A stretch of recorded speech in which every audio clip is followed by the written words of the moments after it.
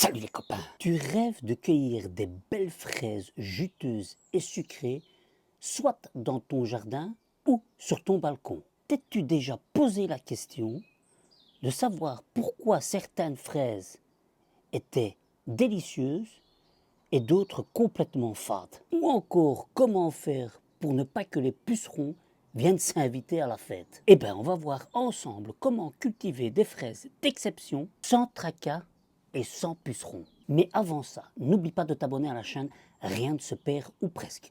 Tu cliques sur abonner, puis tu cliques sur la petite cloche, comme ça tu restes au courant avant tout le monde des nouvelles vidéos qu'il y aura ici sur cette chaîne. T'as saisi? Utilise du marc de café. C'est un engrais riche en azote, en potassium et en magnésium. Et ça va te permettre de booster tes fraises, non seulement pour leur croissance, mais aussi pour intensifier la saveur du fruit. Tu laisses sécher le marc de café, puis tu saupoudres autour de la plante sans toucher la tige et tu répètes l'opération tous les 15 jours pendant la période de croissance. Tu peux mettre également des coquilles d'œufs. Alors on dit toujours que ça protège de limaces et des escargots.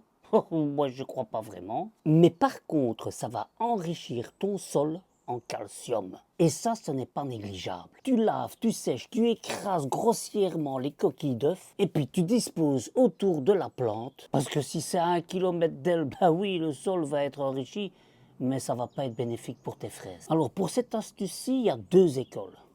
Celles qui suppriment les stolons et ceux qui ne les suppriment pas, comme moi. Mais les deux se valent, hein, à toi de choisir celle que tu préfères. Alors le stolon, si tu ne sais pas ce que c'est cette espèce de petit rejet, hein, tu vois, comme une longue tige, hein, où il y a une espèce de gros truc à la fin, quoi, tu vois. Enfin, c'est une longue tige et de temps en temps, il y a une ou deux feuilles qui poussent. Eh ben ça, c'est comme un nouveau plant de fraises qui se met en route, tu vois. Alors, quand tu as l'apparition de cette espèce de nouveau plant de fraises qui apparaît, soit tu le mets plus loin, tu l'enterres et il y a un nouveau plant de fraises qui va se former, et quand il est bien enraciné, tu coupes le stolon, soit tu le coupes à la base dès son apparition, ça permettra au plant que tu as actuellement d'avoir plus d'énergie. Donc, soit tu les gardes et tu multiplies tes fraisiers,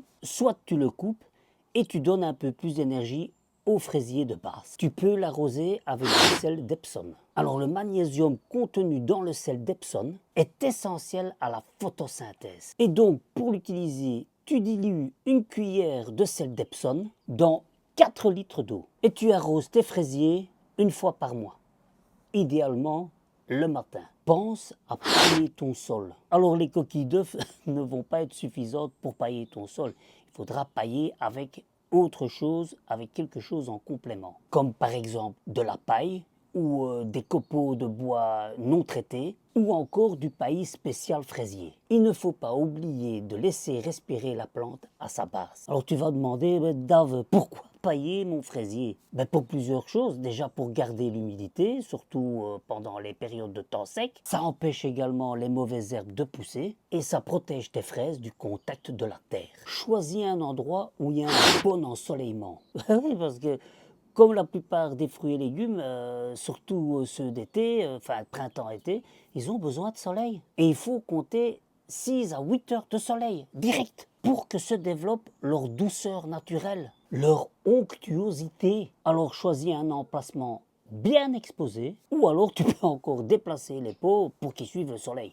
Si tu travailles, il faudrait que tu prennes congé aussi. Hein. Privilégie la culture en butte ou en pot. Alors la culture en butte ou en pot favorise le drainage, réchauffe le sol plutôt au printemps et limite le contact avec les pathogènes au sol. En pot, choisis un contenant d'au moins 20 cm de profondeur et avec un bon drainage. Ça va permettre à ton fraisier de mieux se développer. Après récolte, n'oublie pas de fertiliser. Oui, parce qu'après la récolte, le fraisier prépare déjà sa prochaine floraison. Oui, les fraisiers se reproduisent plusieurs fois sur une période de quelques mois. Alors apporte du compost bien décomposé ou un engrais organique bien équilibré afin de recharger leurs réserves nutritives. Pratique également la rotation des cultures. Ça c'est pour si elle est dans le sol, hein, parce que si elle est dans ton pot, tu vas difficilement savoir faire une rotation dans ton pot, hein. Donc la rotation des cultures, comme son nom l'indique, c'est de ne pas remettre les fraises au même endroit chaque année.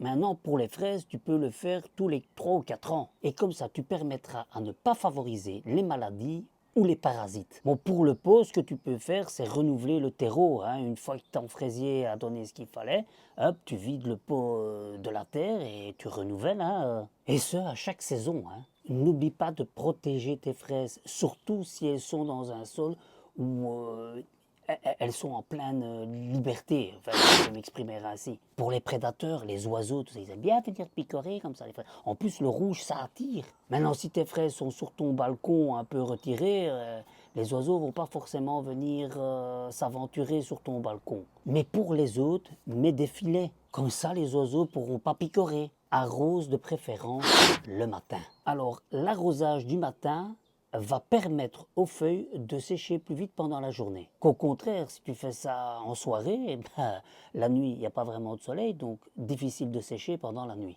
Et des feuilles trop humides, c'est plus de risque de maladies fongiques. Alors arrose au moins 2-3 fois par semaine, assez profondément, et en évitant de mouiller les feuilles. Alors, si tu veux des fraises robustes au fur et à mesure des années, on conseille la première année de supprimer les fleurs. Ça va permettre à la plante de plus se concentrer sur ses racines, de les développer d'autant plus et de les fortifier. Et dès lors, la seconde année, la récolte des fraises sera d'autant plus abondante. Mais bon, ça c'est toi qui vois, si tu veux déjà quelques fraises la première année, à mon avis, la deuxième année, les racines auront eu aussi le temps de être plus robuste et de se développer. Mais dis-toi que la première année, il n'y en aura pas tellement, hein. Donc, ça peut être une solution pour avoir des récoltes plus abondantes à l'avenir. Allez, maintenant je te propose un petit bonus pour les protéger. Et pour les protéger de quoi?